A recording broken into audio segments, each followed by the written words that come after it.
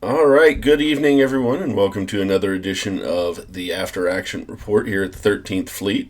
Appreciate you guys watching. I also want to let you know that Admiral Tater's Ship Shop appreciates you watching as well and is ready to serve you with all of your token needs, all of your Armada accessories. If you have played in any tournaments here in the local area or actually even around the world, I think he's shipped out all over the place. You have probably seen some of his really, really fantastic accessories. I use them myself. They are fantastic. So when you get the chance, go ahead and check out Admiral Tater's Ship Shop. Tonight we are, as you'll notice, doing purely recording. Unfortunately, some schedule complications have arisen as are wont to do during the holiday season. So unfortunately, we can't do a live show. However, that hasn't stopped us from putting together the promised show. And so tonight we've got the full crew back. We are happy to welcome Nick back. Hey everybody, I'm glad to be back. It's been a busy month.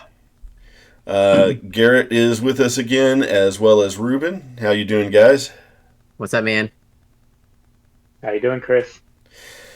Doing pretty good, although kind of losing my mind with all the stuff that's going on right now, and that has absolutely nothing to do with the fact that we're on October what? 4,000? Like 72nd or something.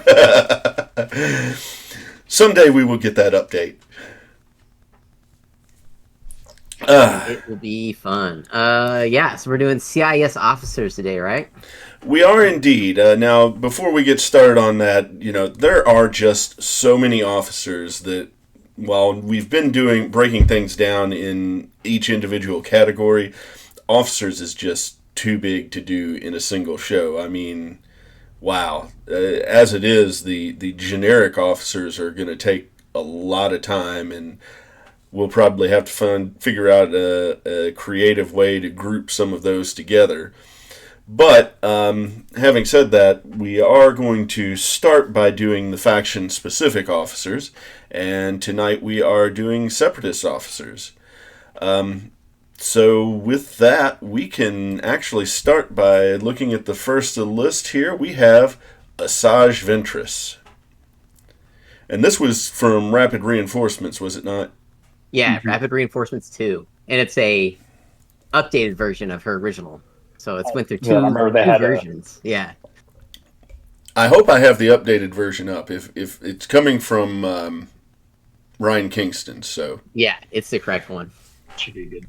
2.1 in the bottom right is what it should say. yes. So during the activation of a friendly ship at distance 1 to 5 of you, you may exhaust this card to discard one raid token from an enemy ship at distance 1 to 5 of you. If you do that, friendly ship may gain one command token of any type. Wow, that's complicated. I mean, it's not too bad. This is interesting card. I'm sorry, Nick, you go. Oh, let's say it used to be worse. Yeah. The original. But yeah, Garrett, you go ahead and run out the interpretation. We can talk about it. So this card's weird because typically, as a CIS, you want to keep raid tokens on enemy ships. So you don't run Asajj with TF-1726.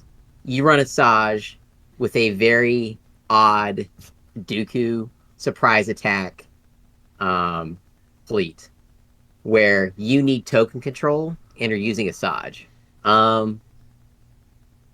I don't think I've seen anybody use this in an interesting way yet. I'm sure somebody has across the world, but basically you're getting rid of raid tokens that the enemy has, and you get to get a token of any type, which there's so many other ways to do that as a CIS. This card has an odd purpose, and it's not exactly cheap at 4 points. I don't think it's cheap as far as opportunity cost is concerned either. Right. There's not a whole lot of places you want to use this, other than when you really need command tokens for maybe like refreshing cards. But I don't know. You can use it with any ship, so that's kind of convenient. Not the ship she's on, so she's kind of like Ahsoka like that. I don't know. What do you guys think? I mean, as far as a tier, I'd put Asajj in like D tier. Yeah, D tier sounds pretty appropriate, but like Yeah. I've never seen it. Yeah. Chris, you haven't run it. Yeah, I'm Jeff just hasn't run it. I look at it and I actually think F tier. I mean, honestly, like you said, first off, there are better ways to get the tokens that you're after. Two, you're running counterproductive to most of the strategies that you want to run. I mean, if you're running something that's giving out raid tokens, then those raid tokens are important to how you're running your fleet, and anything that takes them away, I just feel like is counterproductive to what you're flying. So I don't see any place where this card fits. I would if The I had. only- I would say maybe like Providence with like 3 hard cells, and you're doing TF or something or Dooku. So you have your B2s, so you can actually get what you need for your fortress to stay alive, and then be able to re-put the raid token back on the ship that you're trying to kill. So that's like about all I can think of, and that's really working at it. yeah, that's contingent on your opponent going, "Oh, I will allow you to do this thing to me. Please go ahead." And most players won't do that. Mm-hmm. Yeah, I think I could see a case for her being like a low C tier if there was a really good like strong combo that we're seeing. Like I said, other than just being able to get rid of a redundant raid token that you plan on putting back before the next activation, there are better ways of getting tokens on your own ships. So she doesn't really give anything that separatists are necessarily looking for.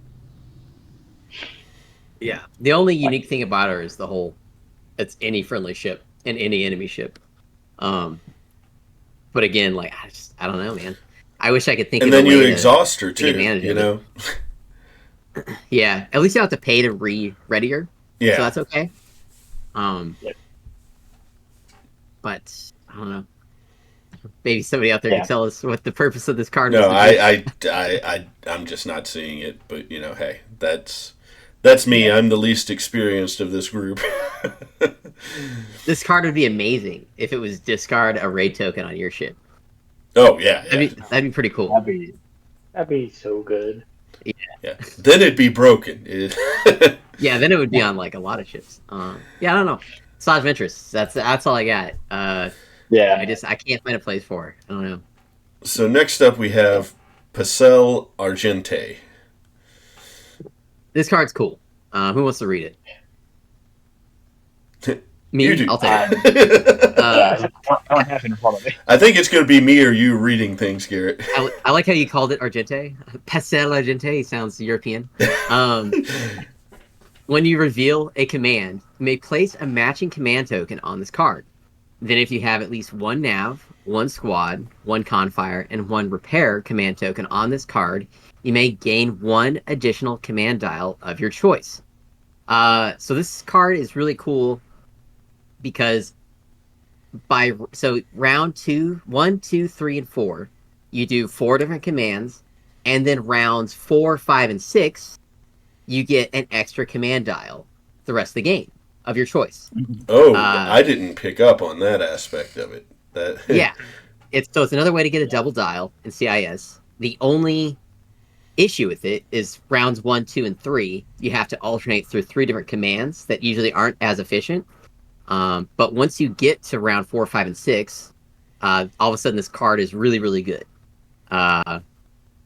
So I've seen people use this. You can power combo this with like Trench and then have 3 command dials on a ship, which would be pretty cool, especially on like a Patriot's Fist, Confire, Nav, and Repair all at the same time. Because Patriot's Fist around 4, 5, and 6 is really deadly if you keep it out of the fight until then. Yeah, it's a way to get double dials. It's just hard to get charged up. That's the only issue with it. Yeah, having to do not navs on round 2, 1, 2, and 3 are pretty punishing for a card like this. I can definitely see going like round 1, Confire, take the token. Easy. Round 2. Engineer. Have Aux shield teams. Charge up. Makes sense. But then you don't have that extra click turn 2, and the extra click turn 2 really dictates a lot of what happens in the game. So waiting for that extra click until turn 3 might put you really out of position. So maybe you do nav turn 2, and then you get your thing there, and then you engineer turn 3. But you'd have to like be playing a fleet where you're going to stick your nose out, get shot, and then engineer through it. So then you're doing your engineer turn 3, and you nav turn 2, and that seems pretty optimal. But then you have to squadron turn 4, and making a fleet that wants to do that is really strange. And CIS, like my take on CIS battle carriers is that you're going to squad turn 2 because you go speed 5, so you're going to go blow somebody up, namely me getting blown up by Garrett, fighter. And doing that turn 4 is like 2 turns too late or a turn too late. So I don't know. There's not maybe like the double offensive retrofit Recusense want to kind of do this kind of thing where you can be a little like, oh, I shoot a little. Ooh, I move some shield. Oh, I nabbed a bit. Oh, now you're getting shot by some squadron. But like, there's not a lot of ships in the game that are so generalist that they want to do every single thing. Most of them want to do 2 things. Mm-hmm. I feel like there's a munificent build that is okay with this. Yeah. Muni, Muni's like. Munis are just weird, in my opinion. Yeah. I mean, they fill a lot of different roles if they have the potential to be built out in a variety of ways. What do you think, And Nick? you can confire. Oh, Pastel, I think is great. I think Pastel is gonna. I would hit a B tier. I've seen Pastel be used very effectively. It, like I said, it takes a little bit of time to get it going. I think he's great on Muni. I think Providence. I could see the Patriot fit Recusen. I'm just thinking more. When I look at like double dial officers or commanders, I'm always thinking of squad carrying because that's usually the best way to kind of combine your battle carrier in a fleet is by being able to have multiple dials. He suffers from the first 3 turns, but if you're planning on playing a slow game, you can sit back. You can control a little bit of that tempo yourself, and you can make that 4, 5, and 6 be your big combat rounds. Yeah, I'm thinking Providence with Trench. I'm thinking of an idea here where you think about it like a Bale Organa fleet, where Venators towards the middle to end of the game, they start triple dialing to survive and escape. And maybe a Providence that can spam a repair, squad, and nav in round 4, 5, and 6 could be really deadly. You just have to have a way to feed Trench command tokens from a hard cell with an ability to push the tokens around. Passel or Dente, I think he's intimidating to players because of this whole charge up part. But Armada's a long game, right? A long game, lots of planning. So, and then I think another thing people need to keep in mind is you don't lose the token or command. You just place a matching token on the card. That's a big one. And then you can use it on round 4. As soon as you put a token on that card, you get the additional dial. Okay, yeah.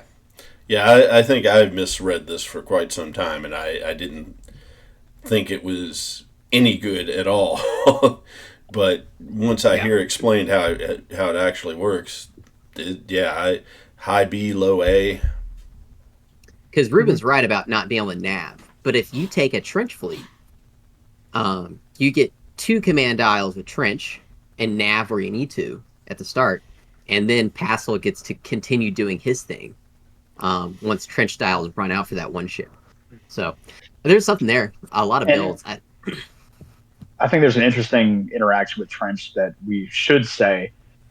When Trench gives you a dial, you're gaining a command dial, and Pastel's ability specifically says when you reveal a command dial.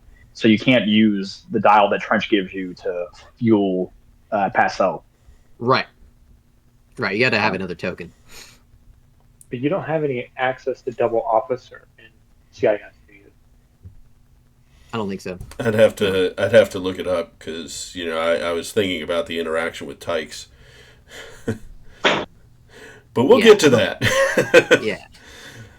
We'll get that's the other one's going to be like, well, okay. But next we have Rune Hako. When you reveal a command, you may choose another friendly ship at distance 1 to 5.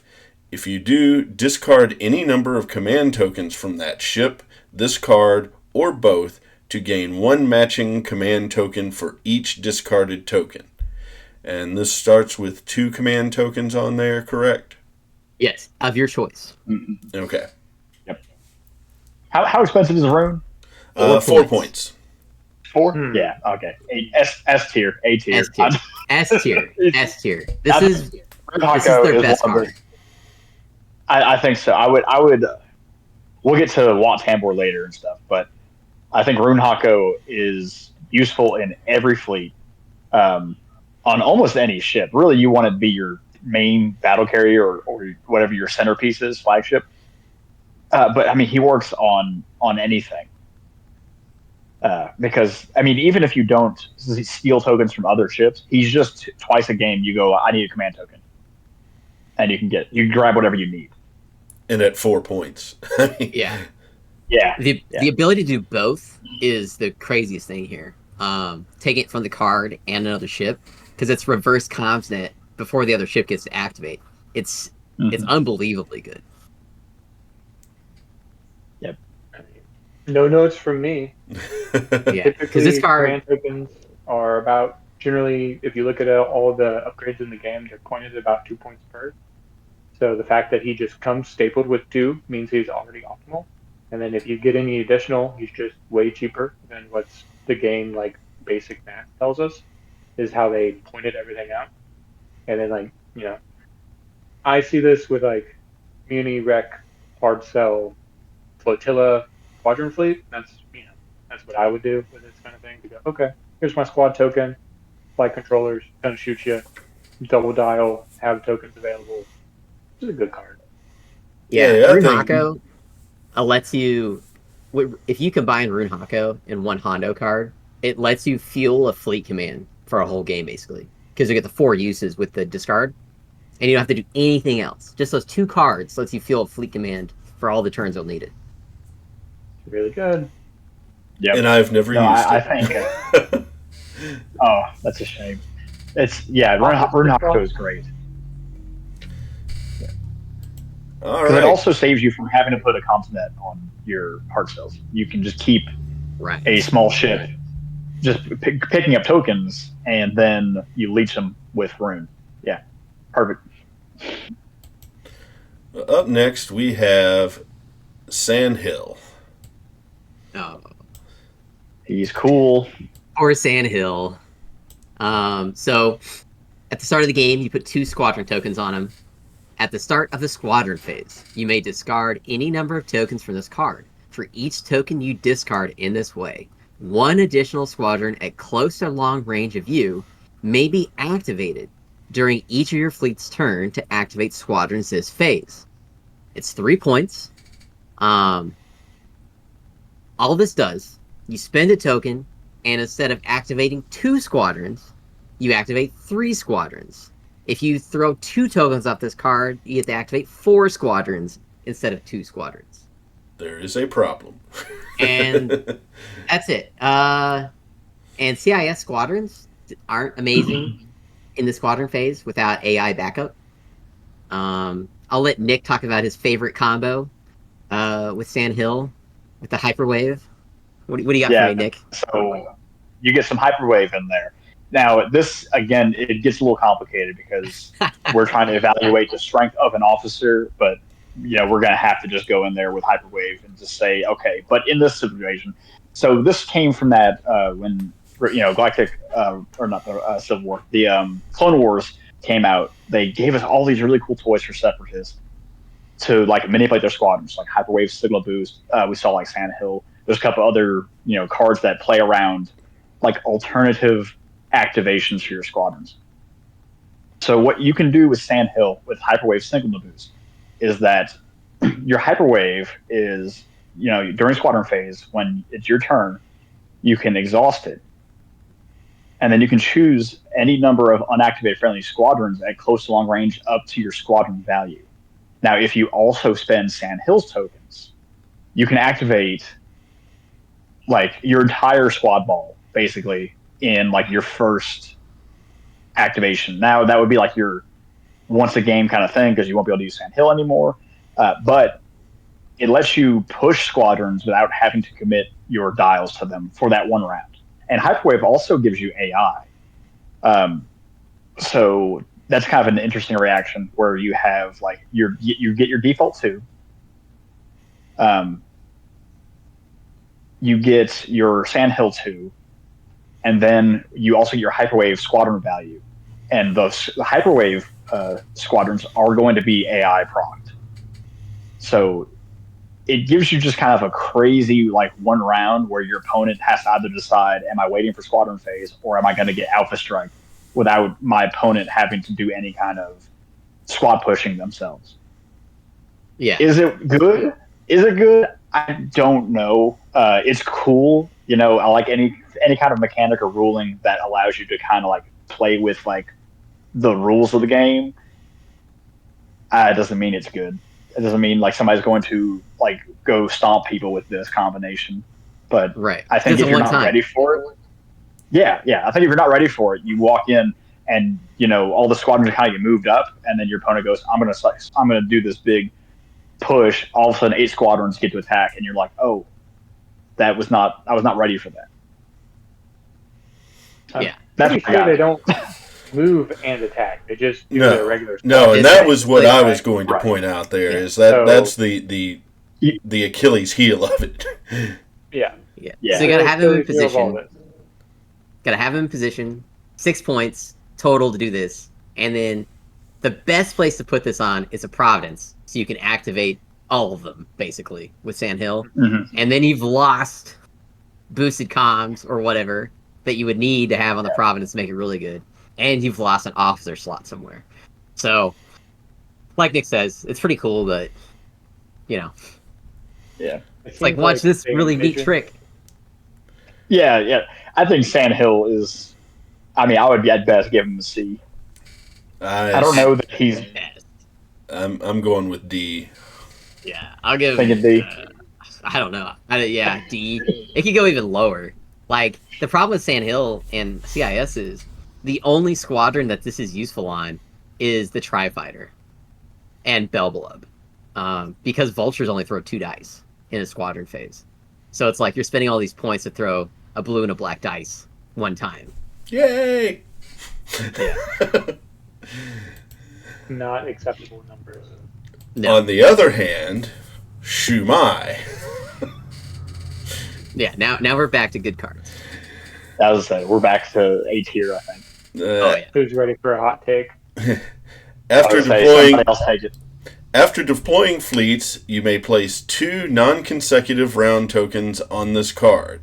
During each round matching one of those tokens, while attacking a ship, you may reroll up to 3 dice, and this is 4 points. All right, tell us why you hate it, Reuben, and I'll tell you why you're wrong. I mean, I think this card is overvalued by people. I'm used to people telling me I'm wrong. When I see this card across from me, I go, okay, you're going to get it wrong, or you're going to shoot me with an ineffectual shot because I know how to control the tempo of an engagement, and you're going to try and like, oh yeah, I'll do like round 3 and round 5. And by round 5, it's not going to do anything. And if it's round 3 and I have the activation advantage on you, you're just not going to shoot. Or I'm going to give you a shot that I want you to have because I know it's going to be almost meaningless. Like most of the time, I would just take vet gunners over this. Because if you have vet gunners and LTTs on like Redstone or something, just shoot me with that. That's fine. It just always works. And this card doesn't just always. It's a lot like Garm, where you have to like. Basically, the only way to play Garm is turns 1 and 3. And if you don't, and even when you do that, you go, oh wait. Like, I just didn't burn all my tokens into the ether, so now Garm isn't that useful. So, tangent, Garm double dial commander win. Come on. Hit me. I want it. I agree. I agree with the Garm. Listen, You put this on Patriot's Fist, it's fantastic. That's the only. I think that's the only ship it goes on. That's what I think it's for. she's Yeah, that's what it's for. Yeah, she's otherwise okay, but on Patriot's Fist, she's specifically very powerful. The fact is, you reroll gunners. three dice of any color of your choice. It's very good. Very good on Patriot's Fist. And Patriot's Fist is always useful, especially if you combine Ord Experts and Patriot's Fist on a swivel. Mm-hmm. This card's fantastic. Reroll your blacks. Yeah. Oh, you didn't get it? Reroll it again. And that's the thing, Reuben, is Shumai is an officer, so you could have vet gunners and Shumai if you really needed all the dice fixed. And LTTs. Fixing. All you need and LTTs. Vets and faith. Well, vets and faith. If you're doing, if you're throwing swivel, APT, Patriot Fist, you need all the guarantees you can. So she's just another way to get your black crits. Yeah, and accuracies. We're rolling blues for accuracies for Patriot's Fist. Yeah. And personally, when I use her, I'm only thinking that I'm going to get one turn of use out of her. I honestly, I would like to ideally get both the turns, but I just know based on the engagements that I faced that I'm usually only going to get one good use and then a second use that might be subpar. Well, that's just practice. Yeah. Patriot's Fist. You can get round 2 and 4 Patriot's Fist real easy. 2-4 sounds pretty right to me personally. I think 3-5 is too slow. Too late. But you have to fly Pats pretty aggressively if you're going to take that turn 2 shot. Yeah. Yeah. I mean, I don't think this card is bad. I just think there are other cards that are there's easier, more efficient ways that also help you do other stuff that aren't contingent on having to fly in a certain way to shoot at a certain time. Yeah. So it's for me, it's bottom A. It's a good card. Yeah. But then things like Martuk and TF also make this card even better. Adding reds, adding blacks. Yeah. I would still agree with Reuben that it's an A tier and not necessarily S. Oh, yeah. It's not. I can't put on any shit like I can Rune Hako. I can put Rune Hako in it's not Rune. So next up we have TI-99. Yes. Right. We love them. This is an S tier officer. No doubt. While a friendly, unactivated squadron is at distance 1 to 3, it gains counter 3. Or if it has the printed counter keyword, gains an additional counter 1. After it performs a counterattack, toggle its activation slider to the activated slide. 4 points.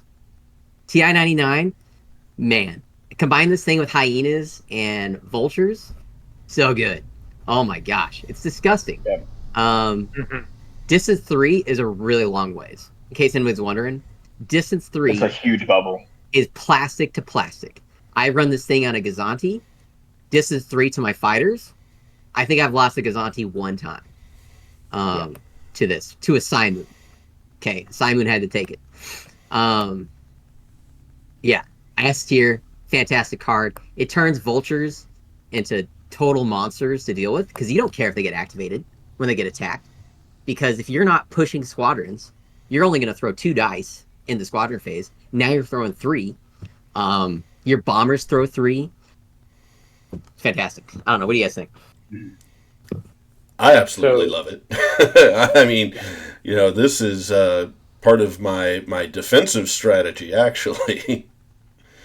TI-99 and 6 vultures is such an efficient package in all the different phases of the game. Because in deployment, it's 3 drops. That's really important. Getting to 8 drops, here's just a tangent tip about fleet building for people. You need to be at 8 drops. The minute you're at 8 drops in deployment, you have a lot more control over where your big pieces go, where they can actually get in the fight. So having 3 pairs of squadrons to just put down, so important for the deployment aspect of playing the game. And then they're a great speed bump because it doesn't matter if you put them out of position outside of just making sure you're plastic to plastic of 3 of your flotilla. And then you go, oh, I'm right where I need to be. If he comes in and shoots me, I shoot him back. Now, you're probably not going to actually kill anything that the opponent doesn't want you to kill because you're just going to get shot by YD 2400s or defenders or whatever. or maybe cleaned up by an ace that has a scatter. But the fact that if you hold them, so like, you hold them, they hit your ship, then you jump into them and sit there, and you go, okay, well now you have to shoot me, and I'm going to shoot you, and it's going to take you one turn more to get through all this stuff. Like, they're just good. 6 vultures, TI-99, flotilla, great piece. Has my vote of approval.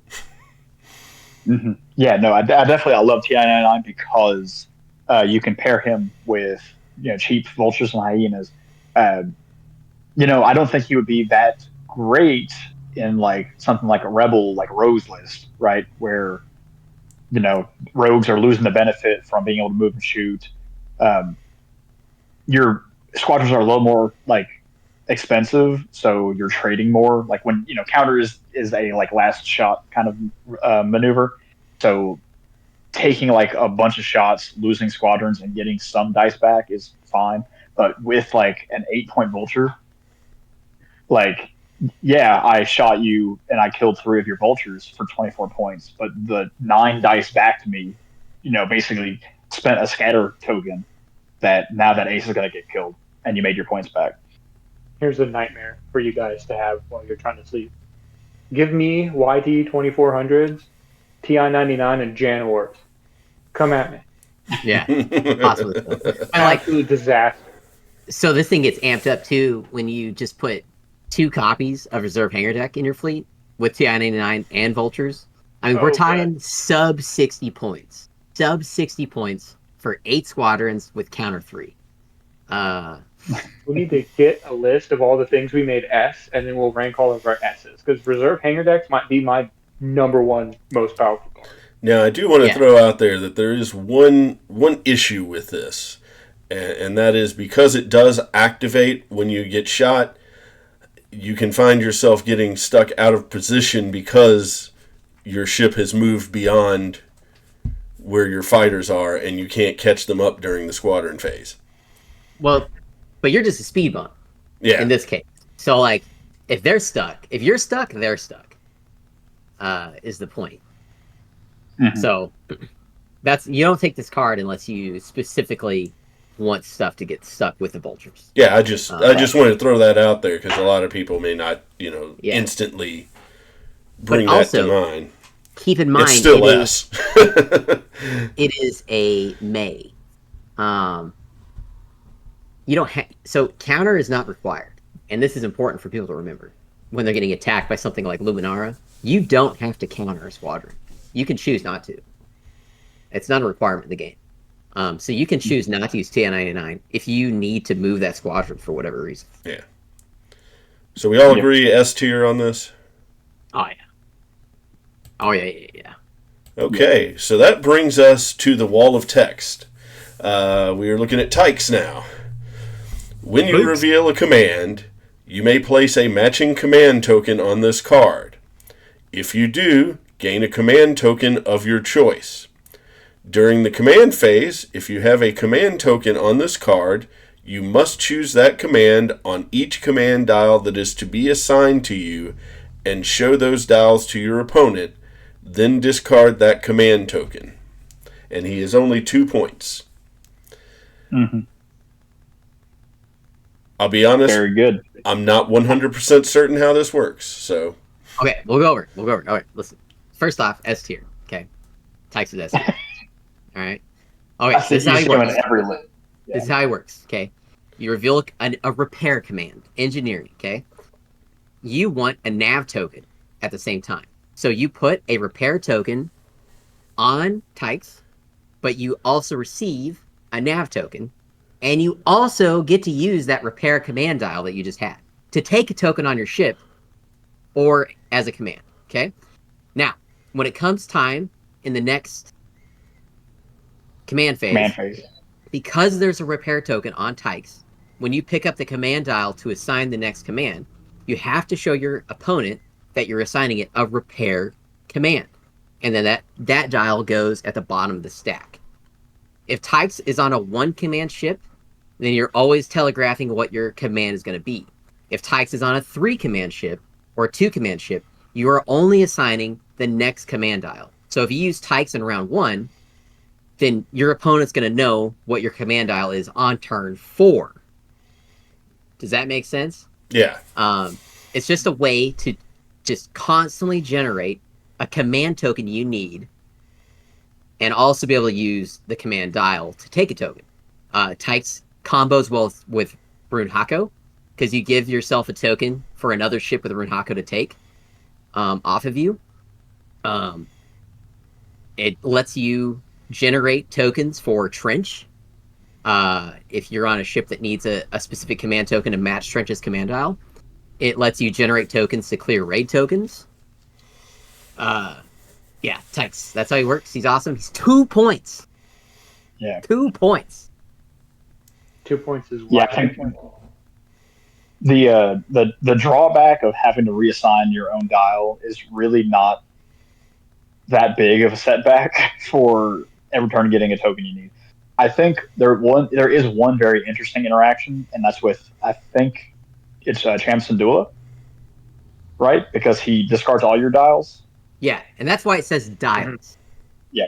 Yeah. So like Cham can come up to your Providence and chunk all of your dials out the window, and then because you use ticks, you have to then set all of your command dials to that same command. And that's just an interesting, very rare interaction that could come up, and it could be very painful if you go, I did not really want to engineer. Well, I wouldn't complain about engineering 3 turns in a row, but yeah. Right. I've typically seen this card on either hard cells that are powering up other stuff. You're putting the token out so it can get passed somewhere, that kind of thing. Or I see this a lot on Patriot's Fist, so that you can get more flexibility with the ship, because it has such a good turn, like a nav pattern. You use the token to like slow down, so you get that double arc, or speed up to speed 3 to get out, and then still do whatever dial you want to do. And like I said before, most ships only really do 2 dials, right? So if you're doing ticks, like, you know what you generally want to be doing of 2 things when in the game. So it's not like actually putting yourself locked into something. You're just doing what you want to do at that time anyways to get the token you want. Yeah, absolutely. Okay. Yeah, so no comments. Not a lot. Yeah, not a lot to say on that. It's just really great token manipulation. Another really good card. Now, one that is questionable. We go to the T-Series Tactical Droid. It is a generic for the Separatists, but it is the only generic for the Separatists. When you spend only an engineering, a navigation, or a squad command token to resolve a command, you may exhaust this card. If you do, resolve that command as if you had spent a dial of the same type instead. It is 4 points, and it does cost a command token to ready. So, I'll let somebody else go first.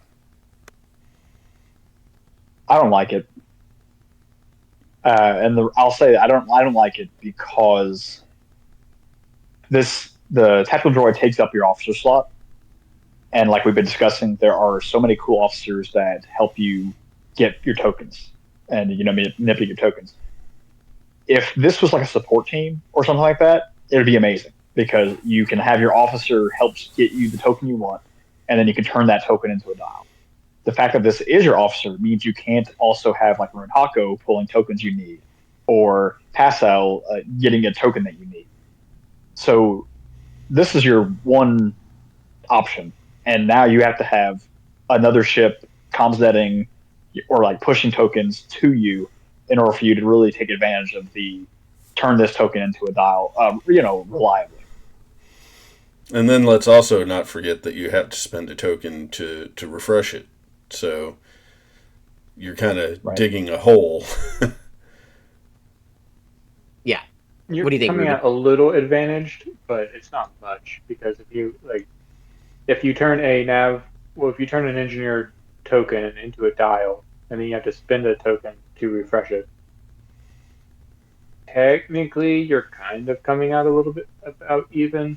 like you're up 2 points ish, depending on what you do with it.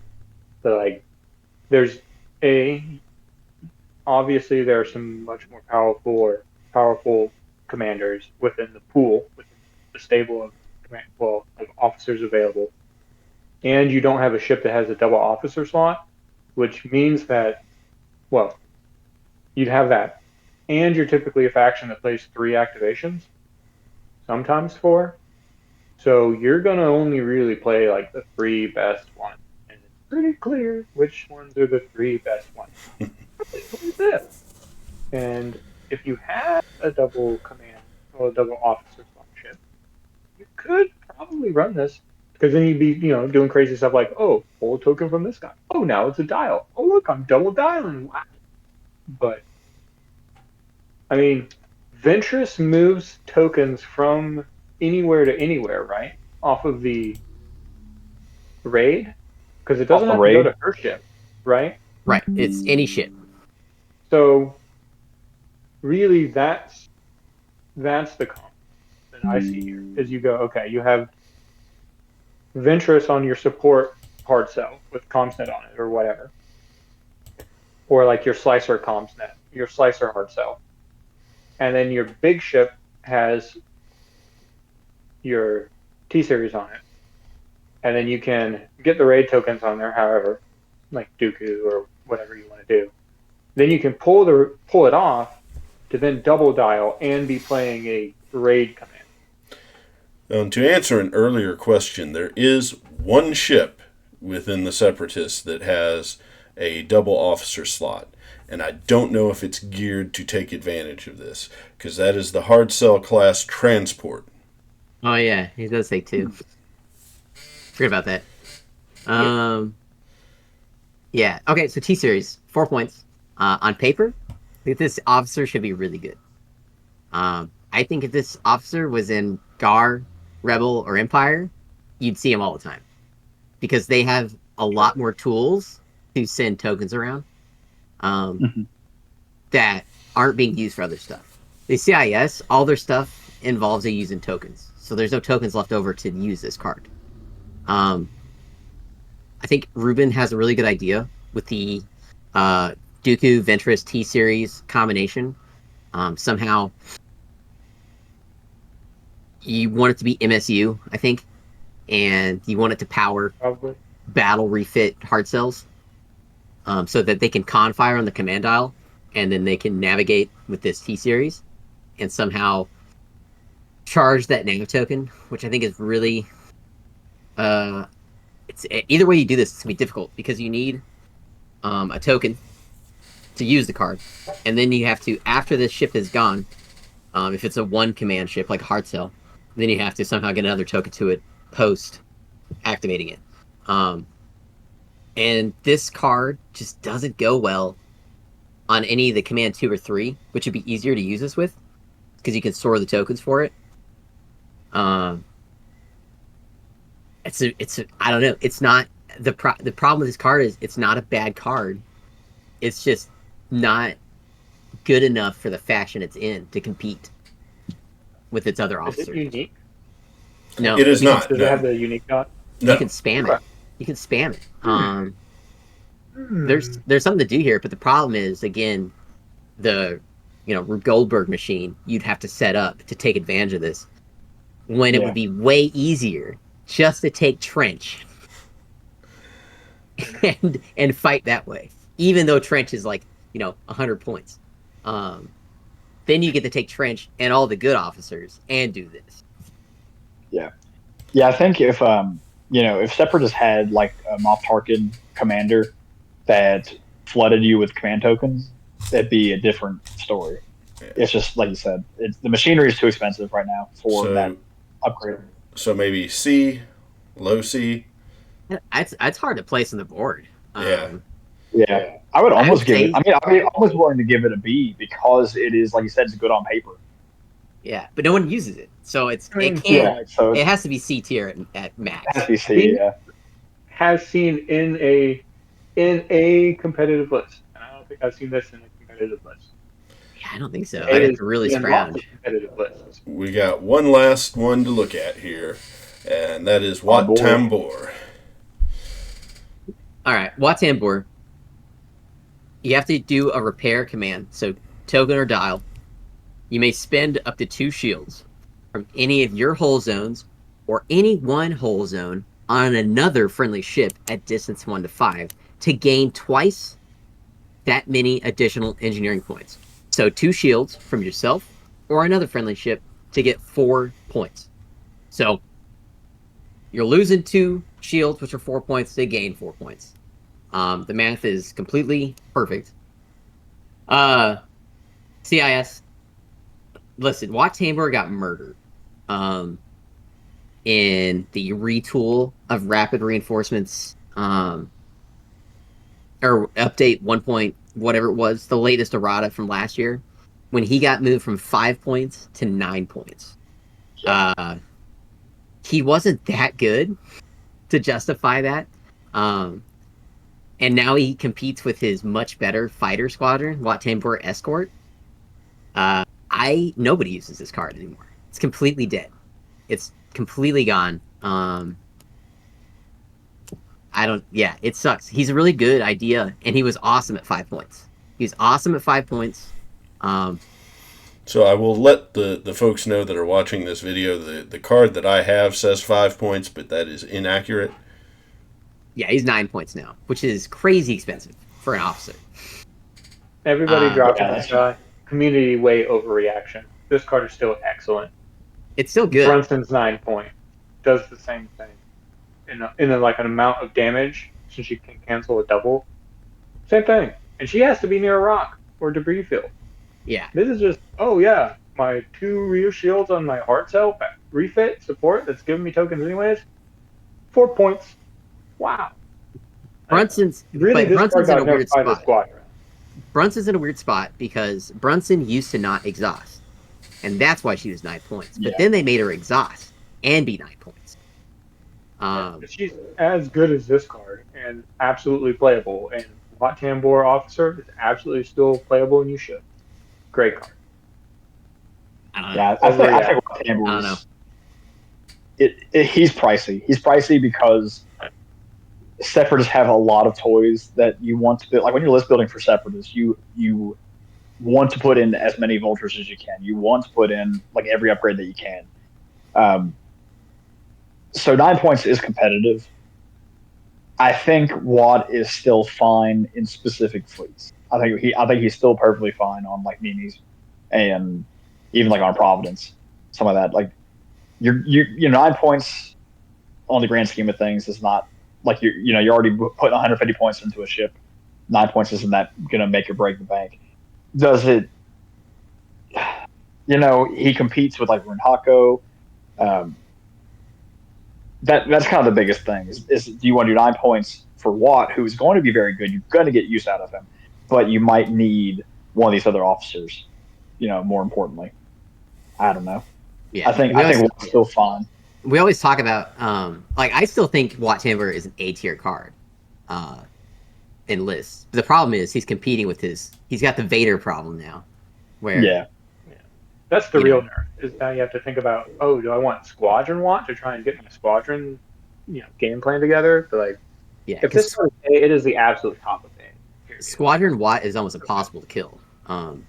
If one dice roll goes wrong for the other player, or one screen reroll goes good, Watt gains like two rounds of turns, basically, of survival. Yeah. I think Wat Tambor is A tier. I think he's just in a weird spot. He's super expensive. Listen, when you're building CIS fleets, the points are tight. They're super tight. That's why everything's 3 activations in CIS. Because it's hard to field multiple ships. But like we always say, when you're putting all your points in defense in Armada, you're not going to win. You're going to tie. Sure. Yeah. And that's what Wat Tambor does. You're just bleeding shields and repair tokens to keep putting shields back. Brunson, I think, is better because you're canceling a dice when you really need it to be canceled. A specific dice.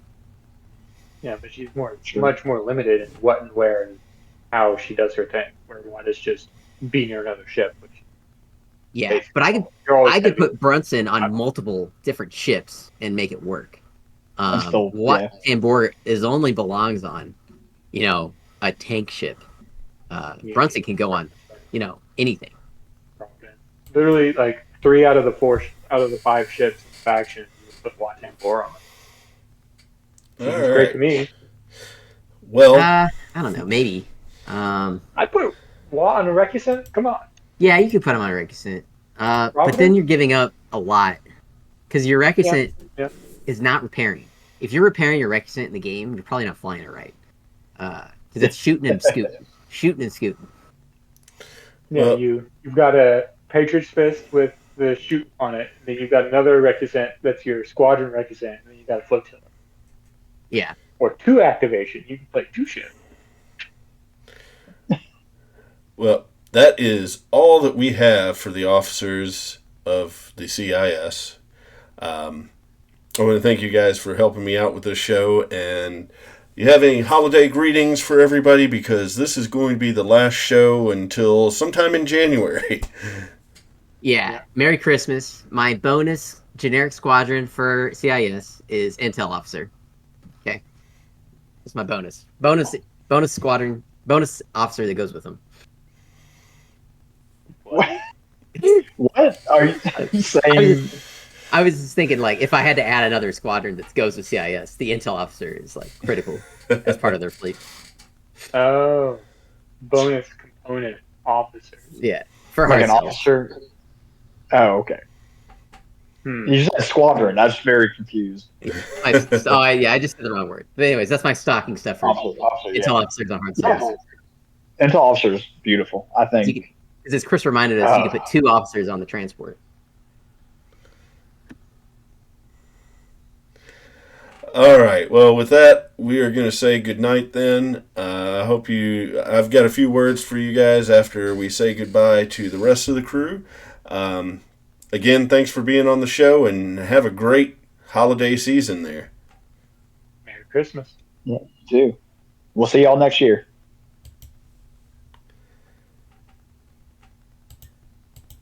So, with that, that is it for the After Action Report for 2024. You will see some more coming up in 2025. I don't have the exact date yet because I don't have the calendar in front of me. It is not going to be that first weekend. I will have to talk with the crew and make sure that we know when it's going to happen. But we do have a lot of things going on at the first of the year as well, so we're trying to get it to where once we get going again, we're back on our regular schedule. You're going to see us every other week, 7 o'clock on Mondays. So thank you for putting up with a recorded episode. Again, that was more because of my work schedule than anything else, so I appreciate your patience on that. We are going to have Thursday Night Armada this week. Looking forward to getting my fleet actually together the way it's supposed to be so that you can actually see something different from what you've been seeing the last couple of weeks. And then Sunday we may be doing... No, Sunday we will not be doing Swoder because I will be out of town. So I will keep you up to date on when the next episodes of everything else are coming out. Have a Merry Christmas. Have a Happy New Year. Thank you guys for watching and joining the channel. Tell your friends about it. Have them subscribe. Join us on Discord. Join us on Facebook. Thank you again, and have a wonderful, wonderful holiday season.